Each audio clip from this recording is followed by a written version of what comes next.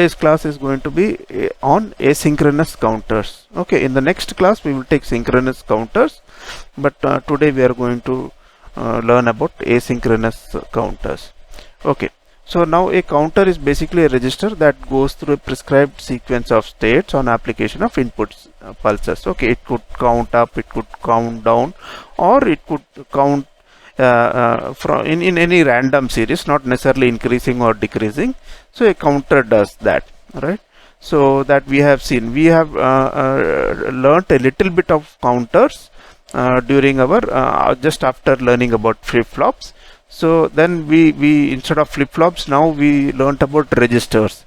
So now we are going to learn a little bit more about counters using these registers. Okay. Or using the flip-flops itself. So it can be classified into two: ripple counters and synchronous counters. Okay, what is the difference? Can anyone tell what's the difference going to be between ripple counters and synchronous counters? Anybody? Anybody can switch on the mic and say what is the difference between ripple counters? Is nothing but kind of asynchronous counters. Are you able to hear me, or I'm offline? Yes, sir. Yeah. You're audible. Okay. So ripple counters are asynchronous counters, right? Ripple adder, yeah, ripple carry adder, yeah, no, that's the adder. Here we are going to see ripple carry. Ripple means like ripple is nothing but if you have an like throw a stone into a stagnant water without any disturbance, you'll find the ripples propagating forward, right?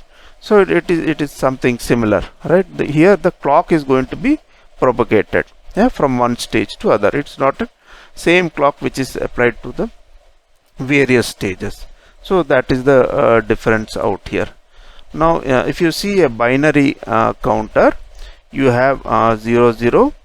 Now this is the count which is going to be till 8, and it is going to come back to 0, right? So seeing these truth tables, now let me tell you, like for synchronous counters, there is a fixed methodology to solve the answers, right, to get the combinational logics right. But whereas for asynchronous, there is no methodology. Okay, it is all based on your experience and visual clues which you get from the truth tables. So there is no K-map and things like that to get to the correct answer.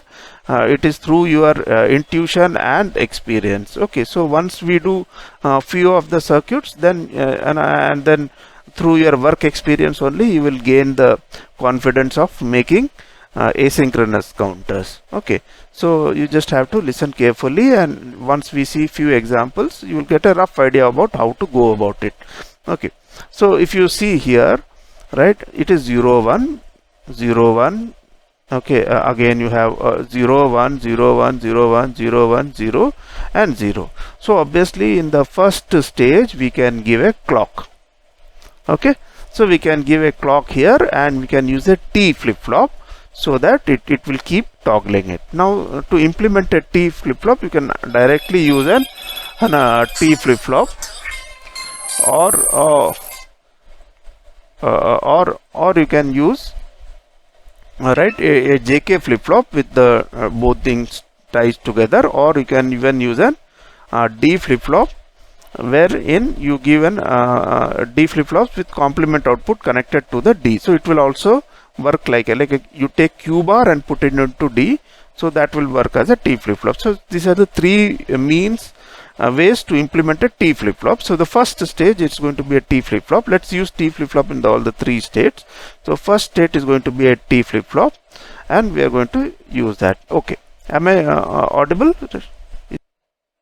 Okay, so I was telling about on how to, in this we are going to first learn about a 3-bit binary ripple counter. Okay, so the ripple counter is like 0 0 1.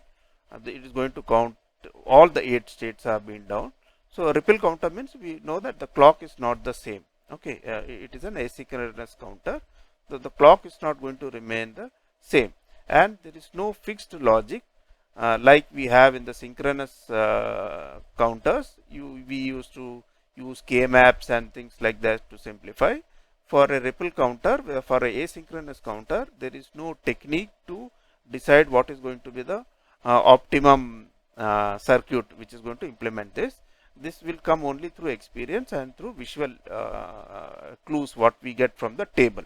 So this, after doing a few problems, you will be able to see the table and make visual, for taking the visual clues, you will be able to design the circuits. Okay, so this will come with experience only.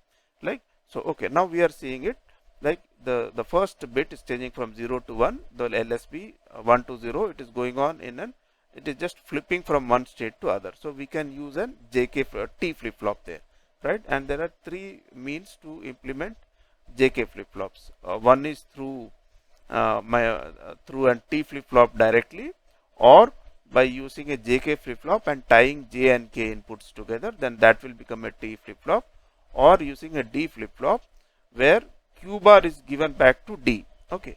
So in all these three flip flops, we are going to give only clock. Otherwise, no, J and K inputs are not available to us. D input is also not available to us because D is already given from Q bar. And even for the toggle, the T input is given permanently 1. So for this circuit implementation, we are going to use a T flip flop where we are only going to give clock here. Otherwise, it is going to toggle from one place to other. So let's see what is going to happen. Okay, T is available to us. Okay, as a variable, we'll see how to use the T and design the circuit out here. Right. So for the first MSB, if you see it is 0 to 1, 1 to 0, it is going to count till 8, come to 0. So we can first of all give the T as 1. So it will keep toggling. What about the second one? Okay, if you see the second one, it will see it is 0 0 twice here, 0 1 here, 0 0 here, 1 1 here, and 0 here. Okay, so for asynchronous counters, okay, it is you have an edge triggered flip flop, so you have to decide clearly what is the kind of trigger mechanism you want to use, whether you want to use positive edge triggered, negative edge triggered. Whereas for synchronous counters, it doesn't matter. Okay, just remember this always if you are going for an interview or for a GATE exam. For any asynchronous counters, the edge, the positive edge and the negative edge is going to have a bearing on your results. Whereas for synchronous counters, it doesn't matter. Okay, why so, and those things we will learn. Okay, now tell me this also, we are going to take the output of the first stage and going to use that as a clock for the next MSB from here. Okay, for the middle significant bit, right? So what should be the kind of flip flop which should be used? Should we use a positive edge triggered flip flop or a negative edge triggered flip flop? Anyone? Can anyone suggest what should be the kind of flip flop which we should use? From the truth table, it is very clear.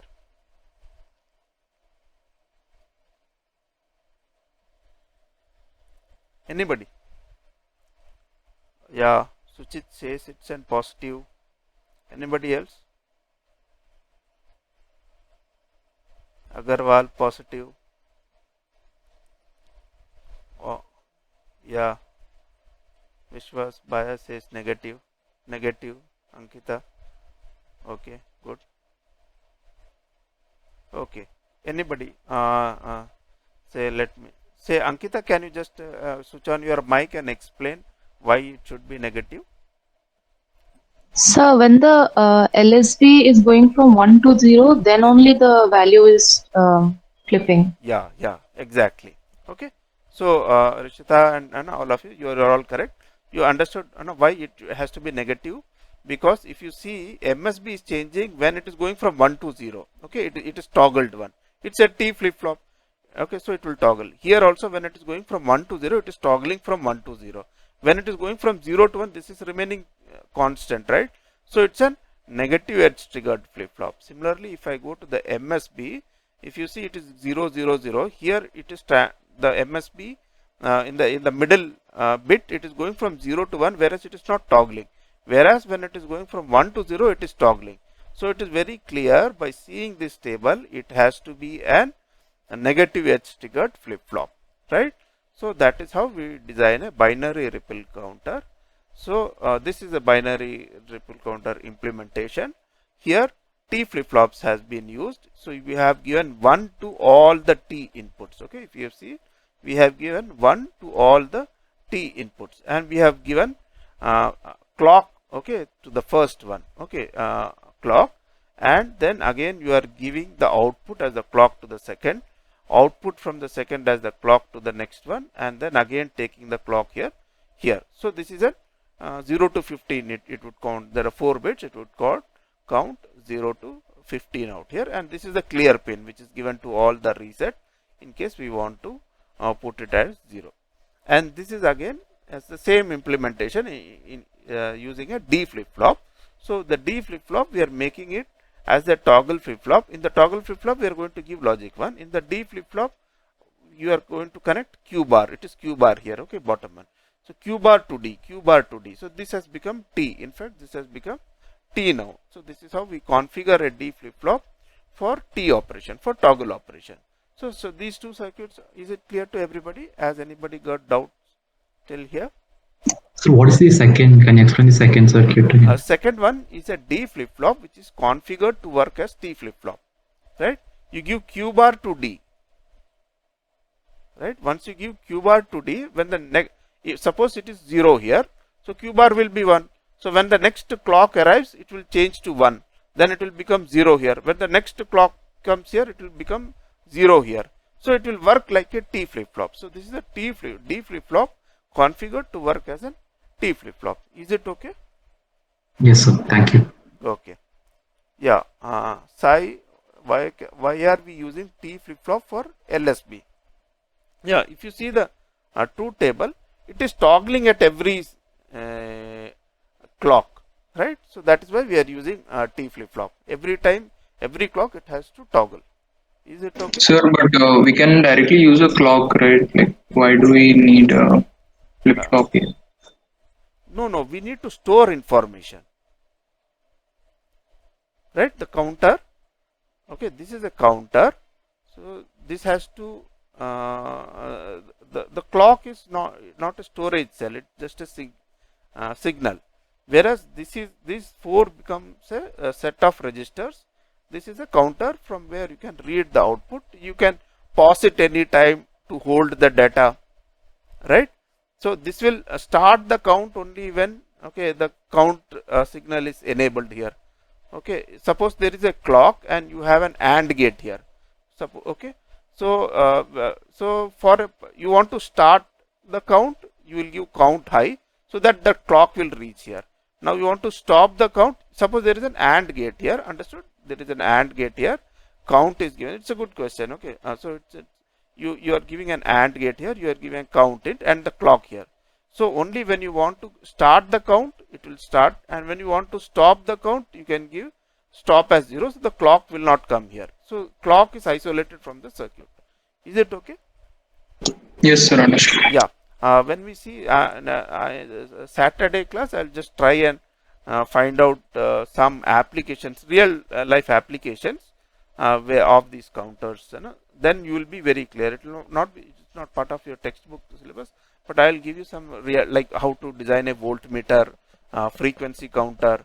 So these things will become very, very clear in that once we see the applications. Okay. Because counter next Thursday I'll again cover a little bit more of synchronous counters, and Saturday we'll go to the applications of counters. Okay, so this is a binary and up counter. It's going to count up. So it has to be a negative edge triggered. So if you clearly you will see here, only during the negative edge it will change the state. Only then it will count up. Okay, so that is clear from the table. The same thing is explained here in the form of waveforms. Okay, so in case there is any doubt, please stop me. Okay, now if I want a down counter, see it is 3 1 1. Okay, then it from 3 it has to come to 2, from 2 it has to come to 0, from 1 it has to come to 0, and from 0 it will go to 3. Okay, so this is a 2 flip-flop. So the change which this is again a T flip-flop. Both are T flip-flops, D configured for a T flip-flop. Okay, the only change we need to make is we need to use a positive edge triggered flip-flop. Now, like I discussed in the last class, for a negative edge triggered flip-flop, you have a bubble here, right? For a positive edge trigger, you don't have a bubble here. So if you use a positive edge clock trigger, so you will get a down counter. So this is a down counter. If you see, it is 1 1 here, right? During the positive edge trigger, okay, it has to change. The next bit has to be changed. So if it is coming from 1 to 0, it's not changing here, right? 0 to 1, it's changing out here. So that means for the positive edge trigger, from the truth table itself, through visual inspection, we can say that when 0 to 1 it's going here, it is changing here. And from 0 to 3, it's going from 0 to 3, 0 to 1, it is making a change. Here also it is 0 to 1, it's making a change. That means during the positive edge trigger, this is toggling, right? So that is why we use a positive edge trigger. Is this clear? How to make a down counter using an asynchronous flip-flop? Is it clear to all of you? Excuse me, sir. Yeah, tell me. So in the up counter, before starting to use the flip-flop, we will first use the clear pins, and in the down counter, we would use the preset pins. Not necessarily, right?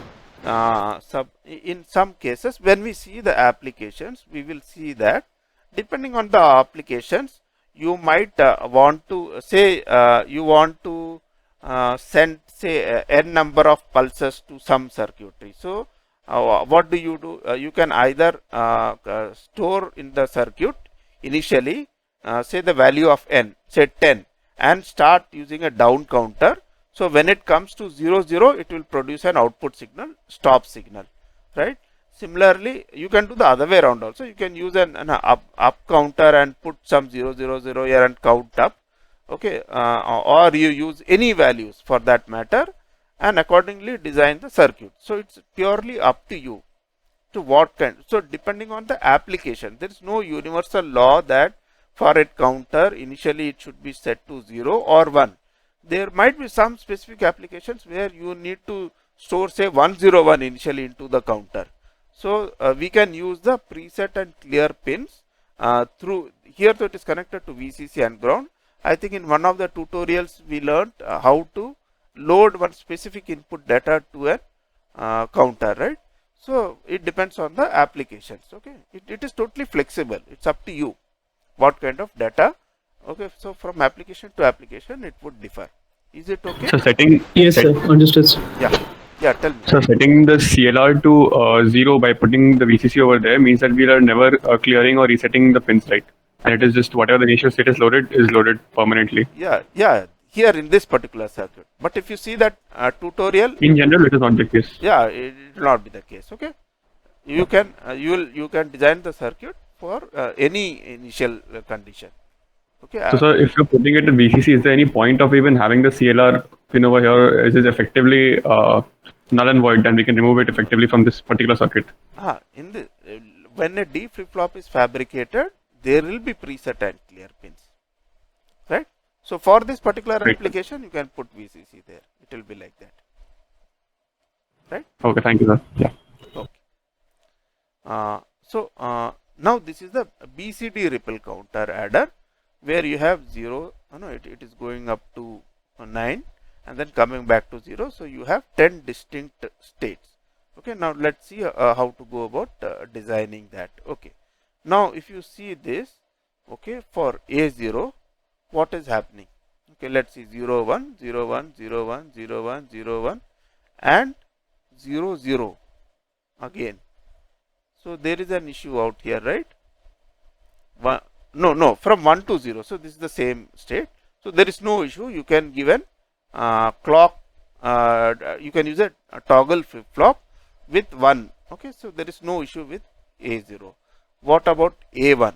Okay, 0 0 1 1 0 0 1 1 0 0, right? And then again one more 0. So can we give this directly here? We can't, right? See here there is a chain which is broken out here. Okay, so you have to take care of this. So you can't give the clock directly here. So what do? So we need to modify the circuit to have this kind of transition, that when it has come from 1 0 0 0 1, okay, it should continue with 0 once more. Okay, so there is an issue with the A1.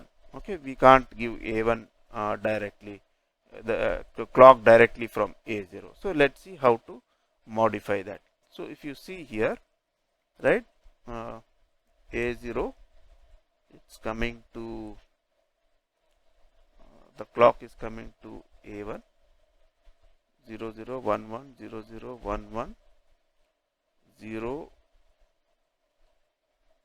0, and then it's going to 0 out here,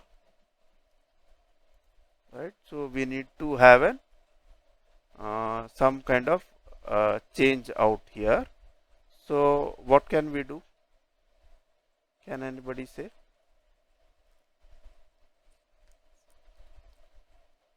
Because from 1 0, right, what is happening? It's going to 0 0 back again here. So it's an negative edge here. So this will change, right? So this should not change, A1. So what can we do? A0 is given to the clock out here. Okay. So what can we do? Can you see the circuit and see something has been done here, right? The J, if you see the J, right, it is not in T flip flop condition, right? J has been given from A3 here. Okay, J has been given from A3. So if you go back here, now if you see what is happening, right? So J has been given from A3. So at this stage, okay, what is the value of going to be? It is going to be A3 bar.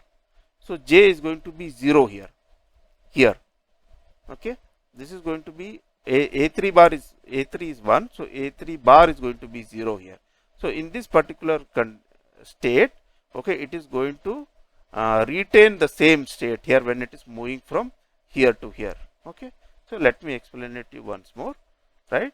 We don't want from this state it is going to 0 here, because but it is making a negative edge out here, but we don't want a transition. Okay, we are going to, if you give a clock directly here, then it will toggle here, right? So we do, if you use a toggle flip flop, so instead of using a toggle flip flop, we are using J and K separate pins, and for K we are giving 1 here, and for J we are giving A3 bar, right? We are going to give A3 bar as J. Now if you see what is the state, okay, so for the initial conditions, they are all 0 out here, they are all 0 out here, right? So that means A3 bar will be 1. So from here to here, it is going to act like a toggle flip flop. Okay, from here onwards, from these two 1 onwards, it is going to act as a, since it is 1 here. So in this case, when it is making a toggle from 1 to 0, right, it is going to the previous state 0. A3 bar is 1, so it will toggle here. Okay, then this has become 1 here. Now when it is making a transition from here to here, now it is 1 out here. 1 out here is J is equal to 0 and K is equal to 1. So it will remain at 0 state here, right? So that is how we are able to program this A1 for this particular sequence. Is it clear to everybody? I can repeat it once more. Is it clear? Can I have some answers, please? Is it clear or not? Clear? Yeah. Is it from the other group? So can you repeat it once more, please? Yeah, sure. Okay. See what is happening here. 0 0 0 1 0 0 0 1. Okay. That means again a 0 here. So for these states out here, okay, I can use it as an, I have to have a toggle flip flop. Okay. Now what is a toggle flip flop? J and K tied to each other, right? Here it is not tied to each other, but if I give a 1 here, it will become a toggle flip-flop. So I am taking the output from A3 here, okay, Q bar. I am taking a output from Q bar. So from here to here, Q bar is A3 bar is going to be 1 here. So you are going to give a 1 here. So 1 and 1 here. So this will work like a toggle flip-flop. So it is going to work like 0 1 0 1 0 1 0 1. It is going to work like a normal toggle, okay, because you are giving it from the you are taking the clock from the from here, right? So it is going to divide it by 2, but JK, instead of giving a direct toggle, you are giving J from here. So now what happens during these places? If you see, during here it is making 1 to 0 transition. During that state, the previous state is 0. So it will toggle, okay, it will toggle from 1 to 0, right? And then from here to here, it is not toggling because this is 0 to 1 transition, okay. So it won't. Here it is making a transition from 0 to, right, from 1 to 0 again. Here this last state, 1 to 0, it has to toggle, but it won't toggle. Why won't it toggle? Because now this is 1 here, A3 is 1 here. If A3 is 1 here, if you see here, A bar will be 0. So for this stage, it will be 0, K is permanently 1, 0 1. 0 1 means the output has to be 0 for a JK flip-flop, right? This we are using as a JK flip-flop, not as a toggle flip-flop. J and K are separate input. So, sorry. So this will continue to remain in 0 out here. Is it clear how this is working, Ankita? Yes, sir. Excuse me, sir. Yeah, tell me. Sir, so here, even though we have 4 bits and we could have counted up till 15, but we are counting only from 0 to 9. Yeah, this if it were to count till 1 to 15, we could have simply given the clock, just give the clock, same clocks to all the output of stage 1 as a clock to the second significant bit, and like that, right? So Yes, sir. so then it would count till 0 to 15. In this case, we wanted swapping these things. Okay, so is it clear how this is done? A1 is done.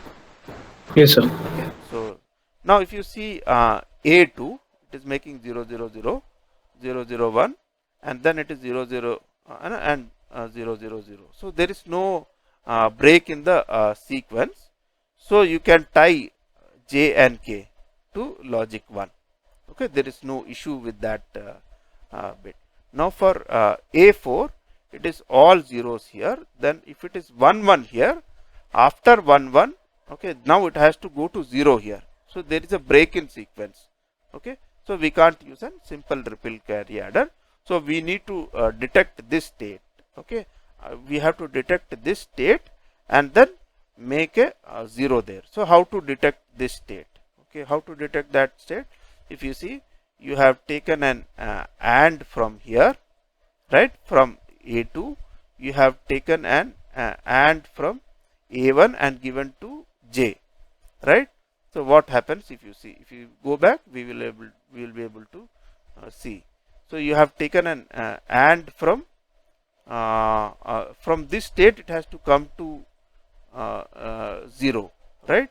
So you have taken an AND from A2 and A1, right? A2 and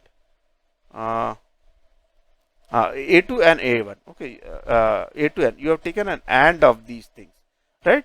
So in that case, you are giving that AND as JK, so it has to toggle. It will toggle. The moment you reach here, in the next state, it has to toggle. But here it's not toggling here because and it is not toggling in this state. Okay, you have taken and here. So in the next cycle from here to here, it has to toggle because you have given J equal to 1, but that will not toggle because it is a negative edge triggered flip flop. So you have to have 0 to 1 here, it won't toggle, but 1 to 0 it is going to toggle here. And for that condition, these are 1 1. So this will toggle when this condition is it's going from here to here. So that is how, if you see the circuit, so if you put an AND gate here, and if you see, if you have put an AND gate, so this will toggle when the clock is going from high to low here in this condition. So that is how a BCD counter with JK flip flops is implemented. These are all JK. These are all used in JK mode, not as a toggle mode. Is it okay with everybody?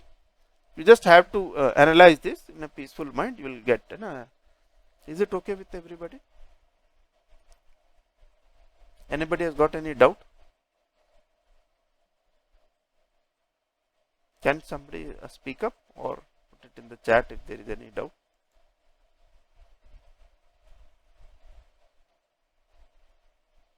Yeah. Am I audible or still on online? I have gone off. Yes, sir. You're audible, sir. Okay. So is this aspect clear? Okay. Just try to analyze. This is the state tables. Okay. So how to reset it? So this is just an example of how to implement BCD ripple cadder with JK flip flops. Okay.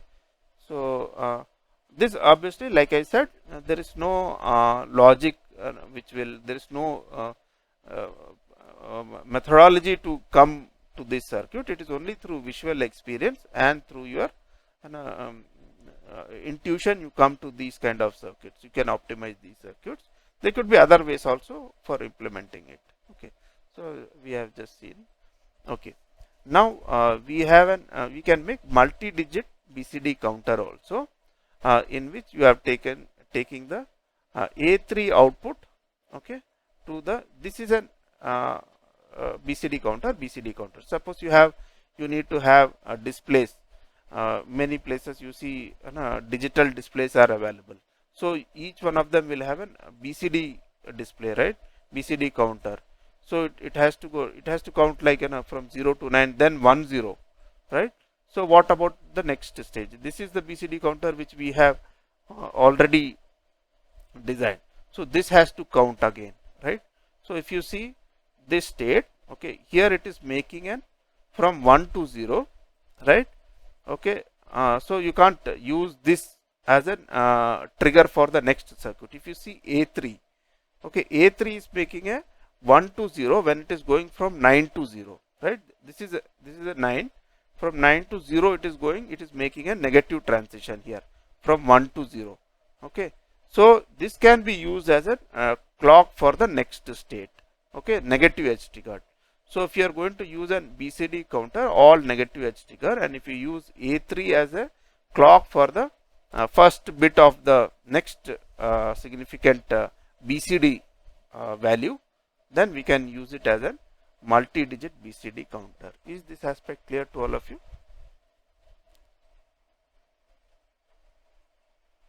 Is there any doubts? So one on the left, Yeah, one at a time. Yeah, go ahead. Yeah. the one on the left is the least significant bit, right? One on The right. I'm sorry. The one on the right. Yeah, right. On the right. Least significant bit. Right. Okay. See, for this you don't have to mug up everything and all, right? Don't have to do anything. I have just introduced how a BCD counter. Try to analyze this. Okay. And there is no point in mugging up this. Okay. So when you go to an industry or something, in the back of the mind you should know that, okay, asynchronous counter, if required, can be implemented this. If you are going to try to implement this same thing with a synchronous counter, it will take large.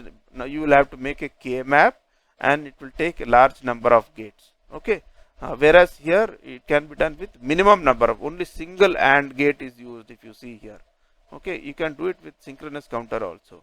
But this is the disadvantage here is there is no straightforward rule. So once you practice in the industry, if you are going to do these things, so in case you encounter such problems, so you open up the net and you see what are the various asynchronous circuits which already optimized by many people. So seeing that, trying to understand that and slightly modifying it, you will get your required circuit there by trial and error. Okay, so that is all about asynchronous counters. Sir? Yeah, tell me. Sir, when we are implementing the synchronous counter part, you said we'll have to make a K map, right? Correct. So even after we make the KMap, then we'll still be looking at the toggling. We'll be looking at the table and seeing where it's toggling, and then manually only we'll be inserting the No. flip-flops. No. We'll see that. Next class we'll see. It is a straightforward rule. Okay. What is the present state? What is the next state? Just make a K-map and implement it. You just don't have to bother at all. It need not be for synchronous counter. Another big issue is there has to be some pattern. Okay, increasing or decreasing pattern, right? For asynchronous, like you already did the counters for your lab, right? 0, 1, 1, 0. You did that, right? From state 1 to state 0. You don't have to bother about anything. Straight away you will get the answers there. So there is no issues at all. But if you see, if you try to implement a BCD with a synchronous counter, it will result in large number of gates. So that is why some people have optimized it. Those who have worked it and published their works, we can pick up that work. And in case you are working on a real life situation, you can think once, and if you visually, if you get any clue, you can implement that. If you are not getting a solution, simply go to a synchronous counter. There is a fixed procedure available there. Clearly laid down procedure is there. You just use that, you will get the required counter using a synchronous counter. Is it okay? Yes, sir, thank you. Yeah. There was somebody who wanted to ask something. Okay. So let me stop the recording.